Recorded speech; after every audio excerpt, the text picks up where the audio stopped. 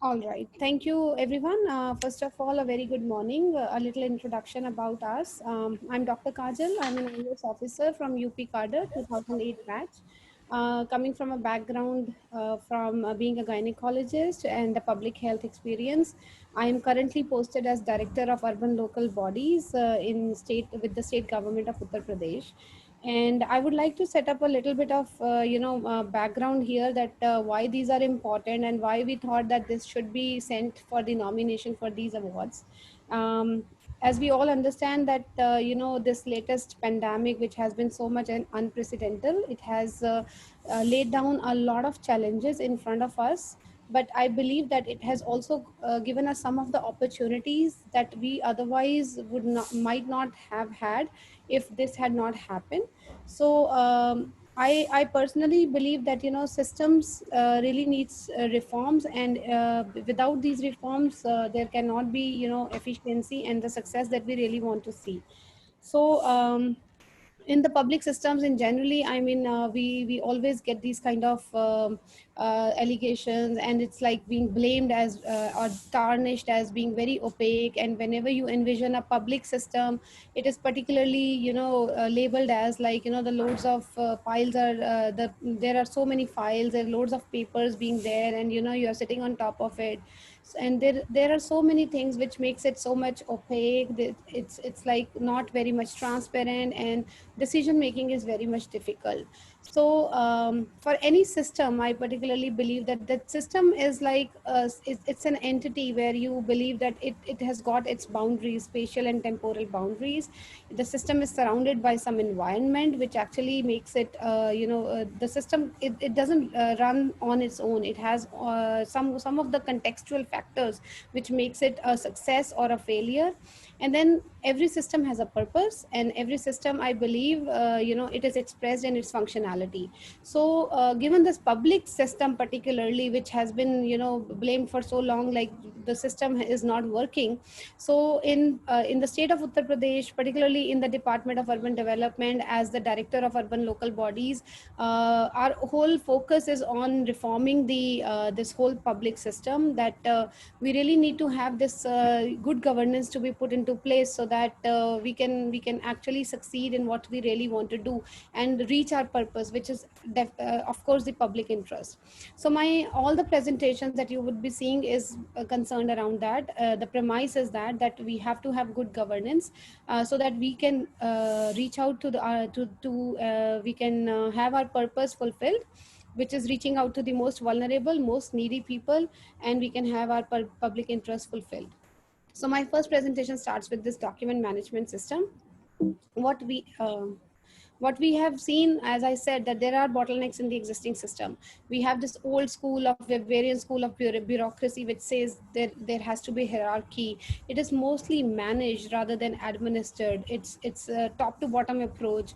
We are doing firefighting every day, and then we have all sources of delays in our decision making, and all sorts of allegation of corruption. So what through this system, what we have tried to do is bringing this new governance in place, so that we have the transparency and accountability. The system is not input based, but it is results and output focused.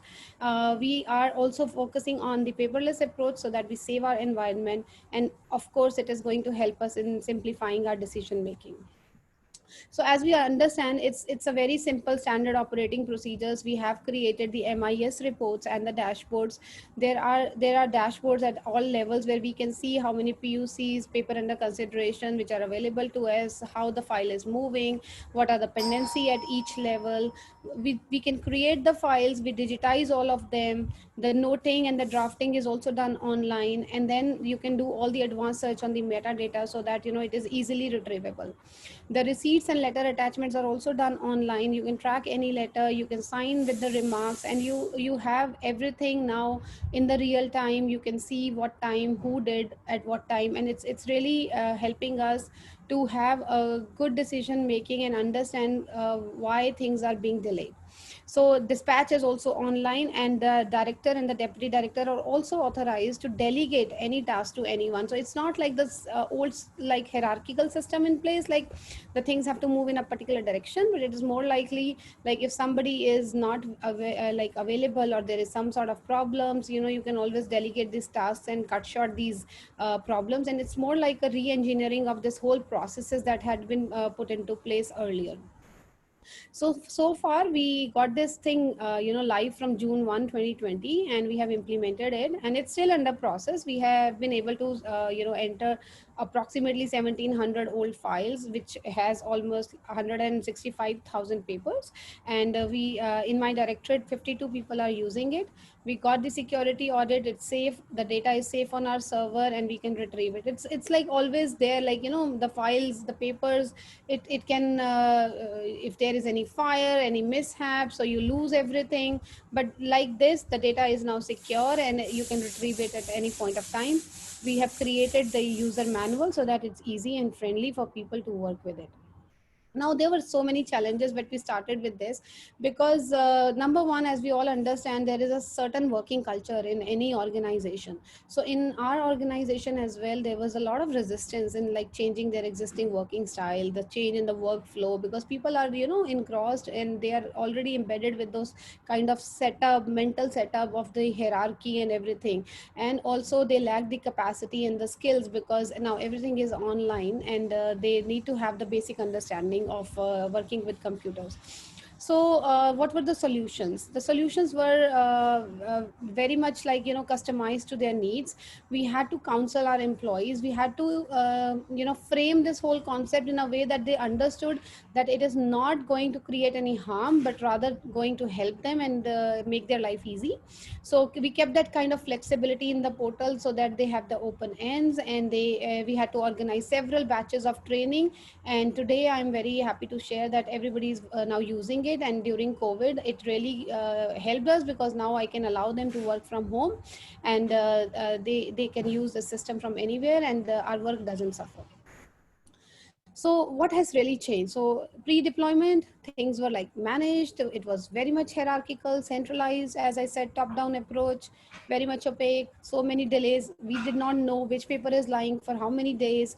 There was a lack of responsibility, and the blame game starts. And it was all input based, that if anybody comes and sees you, and then you have to trace back that paper if it is associated with their complaint, and then we have to see what has happened in those files.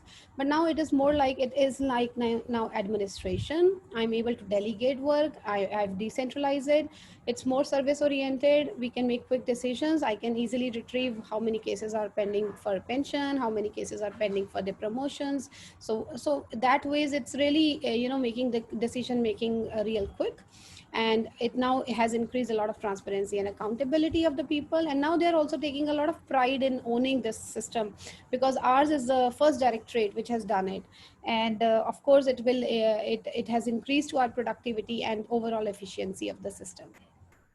So what is the scalability and what's the future? It's not just one thing, that it's a standalone system of the directorate that is going to help us in the long run. So we have planned that we have also created one, the work is going on the human resource information system, because I've got 707 local bodies with almost 150,000 employees across the whole state of UP, which is a big number to manage. So we are working parallelly on human resource information system.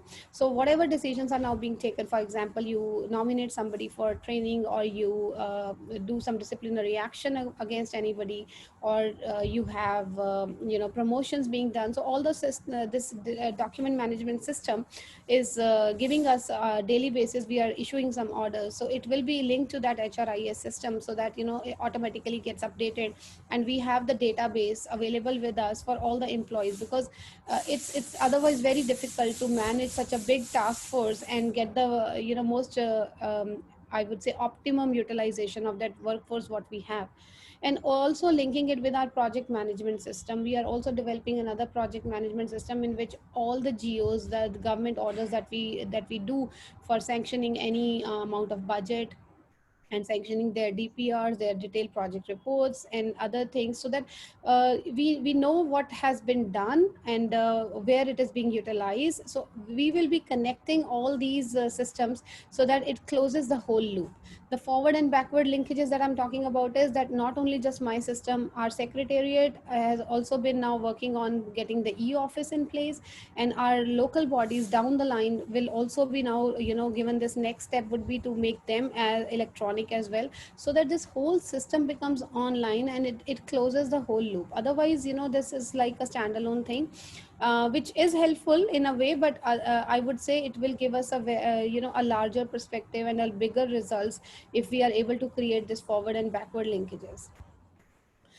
So this is what I just said, that we will be doing this scalability and future aspects, and we will close all the ends so that we have transparency at all levels. And I would say it's we are trying. It's not a very a very a different thing. I am sure many other maybe states and other offices must have done, but as I said, in the state of Uttar Pradesh, with such big population, with such humongous task force, this directorate is the first directorate in UP to implement such portal. And getting nomination for an award and actually getting an award is motivating, and it actually brings more pride to your system, and it makes your employees own it further, so that they understand that it is being valued. And also I believe that this is effort that I wanted to bring to the notice of other people, that this is something that is being done in the state of Uttar Pradesh. So all of this has, it's like, it should not be just seen as like one standalone project, but I would say it's like a stepping stone to many other things, and it will overall increase change the working style of an organization. And I think with this COVID pandemic, we have already understood that how much we really need to adopt this technology and match with its pace, and be able to deliver with this fast changing environment. So Dr. Kajal, Dr. Yes. Kajal, I'm sorry to interrupt Please you. conclude. Please conclude your first presentation, please. Pardon? You have a couple of presentations to be made, so please Yeah. conclude the first one. All right. Sort of time. So Yeah. this, I just concluded it. So in the another one in this line only, I would say that another thing that we have done is the direct benefit transfer, which was the need of So the you're hour. done with the first presentation? Yes, We're I'm going done. to the second one. Okay. Yes, this is the second one. And this is the direct benefit transfer that we have done through the Directorate of Urban Local Bodies. As we all know, what is DBT? This is the kind of, transferring subsidies and other things, and to the beneficiaries directly into their bank account. Again, it will bring the transparency and terminate pilferages. And why just a minute. Would you like us to ask you a question of certain clarifications we need on that, because that system and this system are quite different. So, Pandaji, shall we ask question on the first one first? So that I think that's better way, because if we club together, we may be missing out some certain issues that you would like to reflect upon. That's better. That So the first presentation, that you have very eloquently presented the first one. I mean, we are discussing the first presentation. Yeah, let's discuss the first one, then we'll go to the second, right? So very eloquently you have presented, very lucid and very clear. But this, I must admit that this is what is happening across the country, especially in the states like Andhra Pradesh, Telangana, and all these things are happening. And okay, and of course, Uttar Pradesh has come of age now. It is also, introducing with your leadership. And a very, very interesting question which comes to me: you are from the, if I'm not mistaken, you are you are a gynecologist, isn't it? Right. So how have you come to this area of administration? Okay, so I mean, you are asking like why I have chosen to be No. I'm not asking why, not why. How? How? So how, I would just say that, while I was working as a gynecologist, I realized that, getting into the clinical practice, it is very much satisfying, and I still miss it. I would not say that. But at the same time, to make bigger changes, I really felt that there was a need to come onto the opposite side of the table, because as a clinician, you're affecting one to one. Like, you have one patient, you treat them and they go back home and you're satisfied. But when you really want to make a bigger impact, and you really want to touch millions, then this is the position where you have to be. And I really feel that this is one platform which has All given. right. Okay. I got the point. I got the point. Now Yes. the question. Now coming to the subject matter. Now you have introduced this system with the objective of having a transparency, quicker decision, and controlling or preventing corruption. So what is being the outcome? Of course, your objective seems like an outcome which you have presented, but what is in terms of course, you started in June 2020, isn't it? Not too Yes. long back. Yes. So it's too early to ask this question, but nonetheless, what is the have you done any feedback questioning to the beneficiaries or people who are you know in contact with you or putting their applications or have grievances, all this? Have you done any study or survey to check as to how much satisfaction level you have provided with the introduction of this system?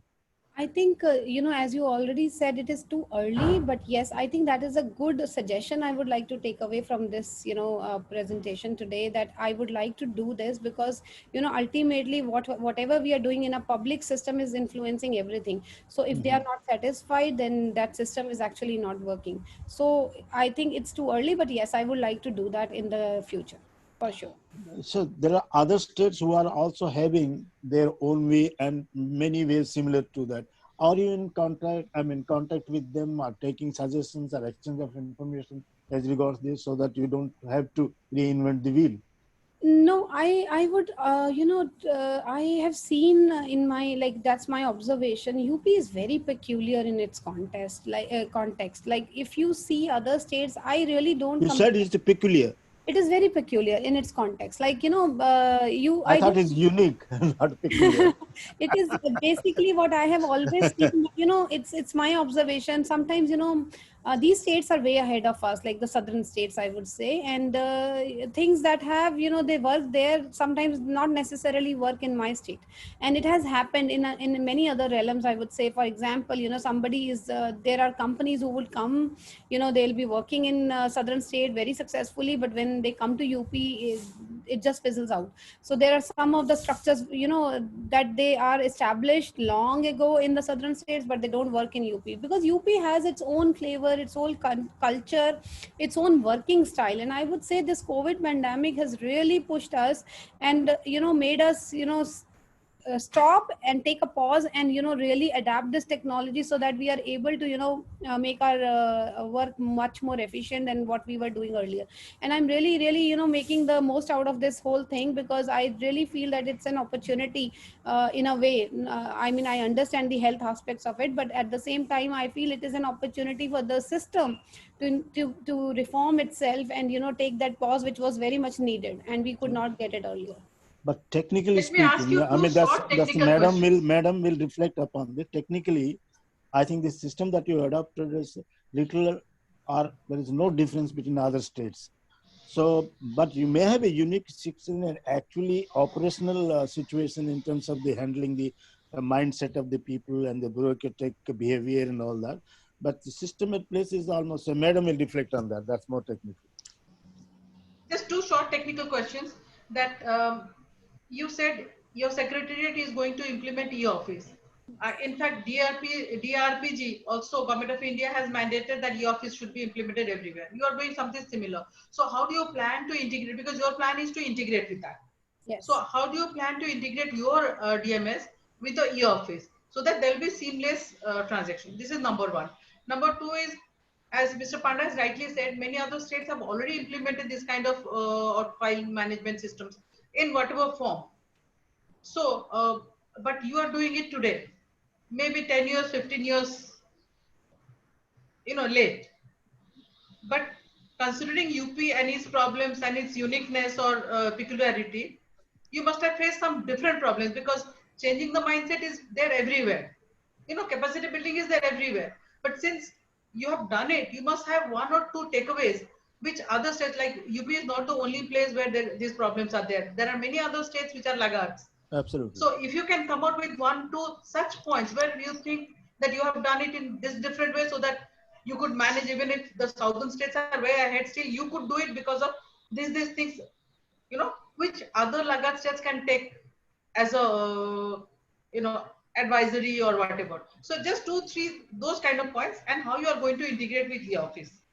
See, the e-office is basically that system is whole taken up by the SAD, that the Secretariat Administrative Department. But we have taken care that our technical compatibilities are there, like the systems, they match. I mean, I'm not a technical person, but in a way the language that they speak is like the systems can be integrated. I mean, I cannot go into those technical languages, Okay, but understand. yeah, Okay. so they can be easily So you are integrated. taking care of that, like they're compatible.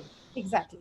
So that should But not be a problem at any point. And number two, as you rightly said, UP, I already mentioned in my presentation that this is not something that I would say is like it's not being done anywhere. It is like, I think it's very much routine, maybe in the southern parts of the state.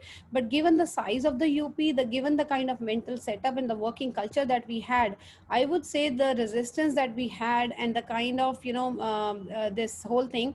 But the takeaway I would say is it's very important to frame this whole concept to the employees who are resisting is in a way that it is not going to be their enemy but a friend. Like that whole perspective thing really helped me, because I told them I'm never going to give you any punishment based on the delays if I see on the system, right? Don't worry about it. It's like the system that I'm going to make use of it so that we can do the increase the efficiency, but you won't be penalized. You won't be penalized for anything if it is delayed and for bona fide reasons.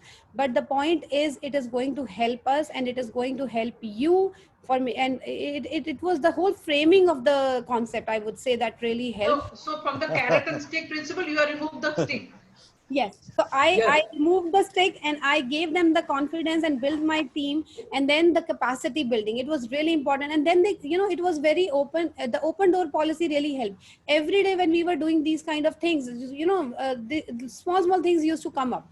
And I kept my open door policy because, I have to listen to them so that I understand what they really needed. For example, the first thing comes up, okay, I cannot attach more than one draft. If I want to attach 2 drafts, my file doesn't allow me. So, Dr. Kajal, little Dr. Kajal, can I just, we understood the problem. Last curious question I'm just asking, putting, and I feel it's important. Now, this whole thing is improving the governance and deliverables, isn't it? Yes. Yes. In that case, the governance is basically a civil service oriented job.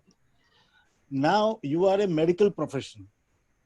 Of course, you have interest in this, but you have been trained, put your time, put your education into a particular profession, and where there is also in a medical administration, there is the requirement of people like you.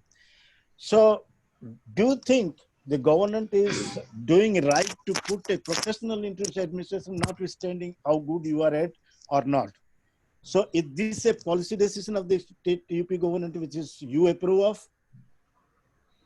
I mean, this is not related to the presentation, but you're asking me a No, question no, that, it's related to provision, related to the governance.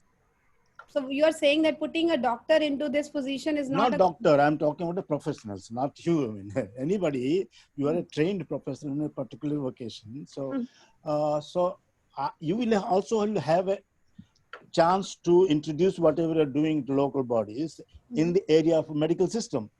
So that's what I'm asking, that the government is, I mean, have you thought of it that this you also can improve on in your arena or in your area of operations, professionalism? I mean, definitely, I believe I've got ideas. For example, you can have this whole thing online, the patients, their history and how we have this kind of, linkages which are broken between PHC to CHC and the district level hospitals and between different hospitals, if you want to see that. And in even within a hospital, there are, like, if you go abroad, you see they have a very good system in place where you can, retrieve the whole history of a patient since the first time he or she has stepped No, in. that we understand. That one, my Yeah. precise question, that how good is the decision of putting professionals which are very good sir, at actually, the. Mr. Panda, I'm So sorry you to can interrupt do you. it. Yeah. Sorry, you can go to the next presentation. Yeah, ma'am. Please go to the next I would presentation. just like to finish what he says, and I understand. I would really be happy to work in the arena of health department if I'm posted there. But as you understand, I'm not the decision maker in that regard. So that's my Thank answer. you. Thank you, ma'am. Thank you. Thank you. Please go ahead with your second presentation. All right, thank you. And I would like to just carry forward